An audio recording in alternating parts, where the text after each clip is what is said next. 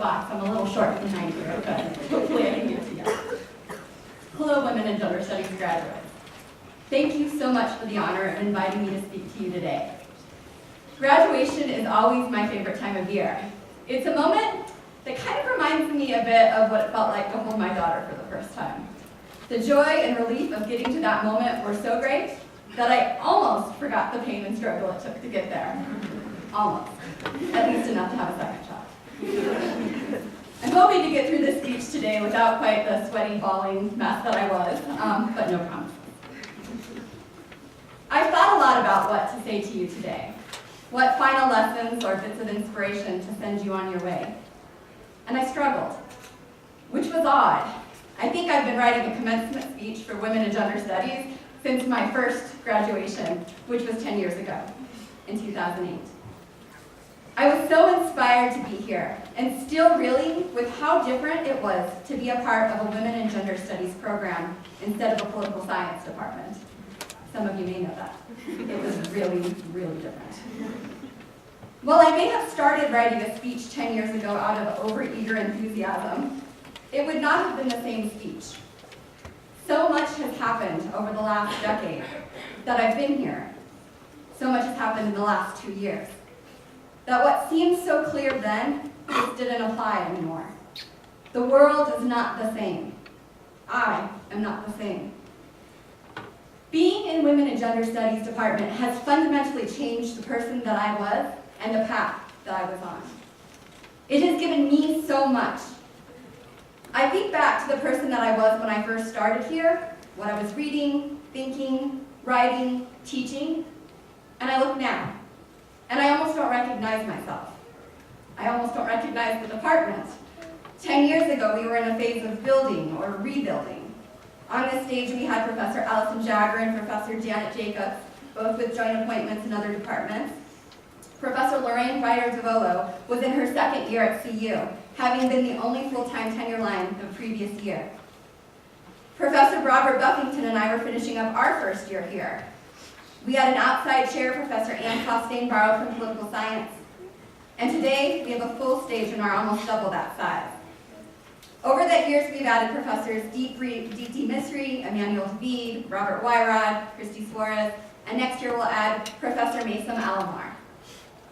We have doubled in majors and minors, this year hitting a record of over 80 majors and over 80 minors. 10 years ago, there wasn't a Gender Justice League. There was a Women in Gender Studies Student Advisory Board with the unfortunate acronym of WGST. Which evolved to an equally unfortunate and creative acronym WAGON, the Women in Gender Studies Student Organization. And now the much improved Gender Justice League, or the Student Leadership Practicum, is what we have. 10 years ago, Women in Gender Studies, as you heard, wasn't even a department, it was a program.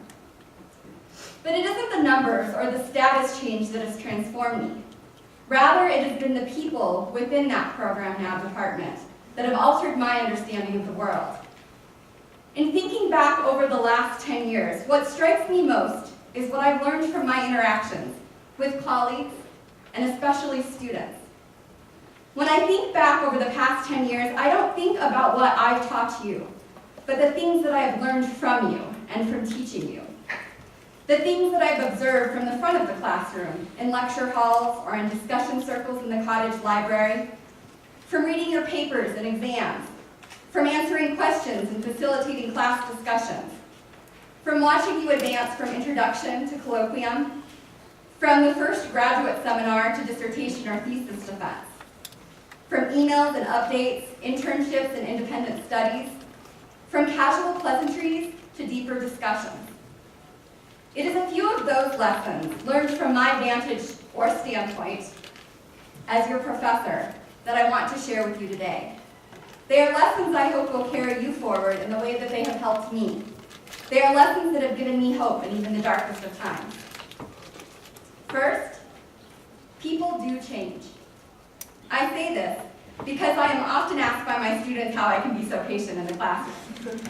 Teaching difficult and often controversial material, and then having to respond to an array of questions and comments, not all of which demonstrate concern for critical thinking or sometimes norms of civility. I think the trait of patience is something that I've learned in the classroom. I've learned it by being able to see how students' thinking evolves over the course of a semester, from their freshman to their senior year. That change is not necessarily quick or linear, and you don't always get to witness that change. Occasionally, I'll have a student that didn't seem to particularly appreciate a class, who is now enrolled in a second or even third class with me, sometimes even declaring a major or a minor. Or sometimes I'll meet up with them years later, and they'll talk to me about how something I said or some issue that we talked about in class came back to them years later when they experienced something that was particular to that. It's certainly been the same for me. When something a student has said or a colleague has said that's rubbed me the wrong way, but stuck with me, and slowly changed my view on a topic over time. This doesn't mean that everyone will change. And when people do or say things that are harmful, you can't erase the damage that has been done. But as a teacher, I've also learned to give some consideration to intent along with impact, that both are important.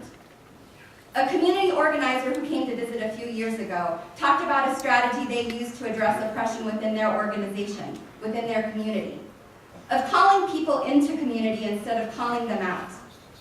Calling people out is a form of public shaming. It's a powerful strategy in the moment, and it can feel empowering to be the one using it. But it's not always the most effective for achieving the intended change.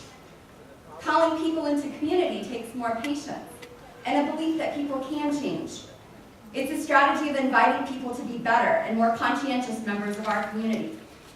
It's not always the right strategy individually. I know I'm certainly not always up for it.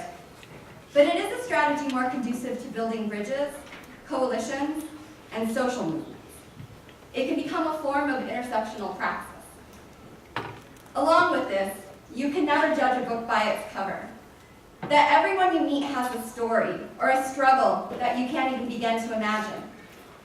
I used to take so personally everything in the classroom. If a student was sleeping or on their phone or distracted, it was easy to dismiss them as someone who didn't care, or to get obsessed with my own performance. Maybe I wasn't good enough, or heaven forbid, I was boring.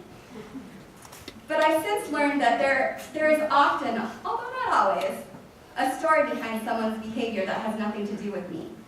They're working 2 jobs, or were up last night with a friend in need, that they have a learning disorder or a new medication, that they recently lost someone or experienced a trauma. I've learned not to jump to the worst conclusion and try to give people the benefit of a doubt. From this, I've also learned about human resiliency, about how people can live out struggles you know nothing about unless they choose to share them with you. With this also comes the insight that feminism is a journey that looks different for everyone. If you would have asked me in high school if I was a feminist, I would have said no.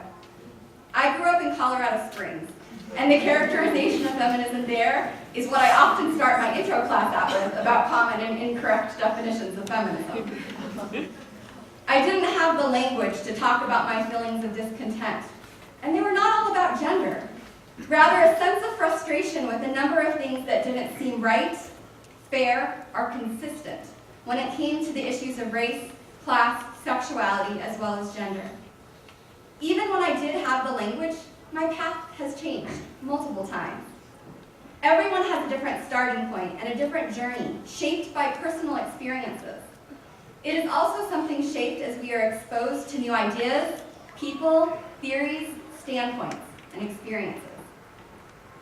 If feminism is the journey, then intersectionality is the destination that you never fully reach.